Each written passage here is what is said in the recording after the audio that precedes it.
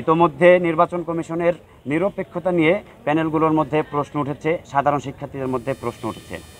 তফসিল ঘোষণার পরপরই আমরা দেখেছি ছাত্র শিবির কেমন আচরণবিধির ন্যূনতম তোয়াক্কা করছে না। তারা হলে হলে শিক্ষার্থীদের মধ্যে আতরবিলি, পানির ট্যাঙ্কি বসানো, ফিল্টার বসানো, খিচুড়ি পার্টি, মুড়ি পার্টি সহ শিক্ষার্থীদের নানা ধরনের উপঢৌকন দিয়ে তাদেরকে প্রভাবিত করার চেষ্টা করছে। এটা সুস্পষ্ট আচরণবিধির লঙ্ঘন। আমরা আমাদের জায়গা থেকে বহুবার অভিযোগ করেছি, তারা কোনো ব্যবস্থা গ্রহণ করেননি। সুস্পষ্ট আচরণবিধি লঙ্ঘনের পরেও তারা বলছে লিখিত দিতে। তারা নির্বাচন কমিশন তারা কিন্তু সরাসরি কোনো পদক্ষেপ নিচ্ছে না লিখিত ছাড়া। আমরা লিখিত দিব। এভাবে চলতে থাকলে রাকসু নির্বাচন সুষ্ঠু ও নিরপেক্ষভাবে আয়োজন করা সম্ভব হবে না।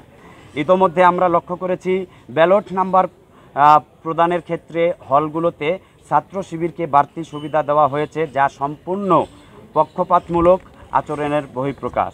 আমরা এর তীব্র নিন্দা জানাই।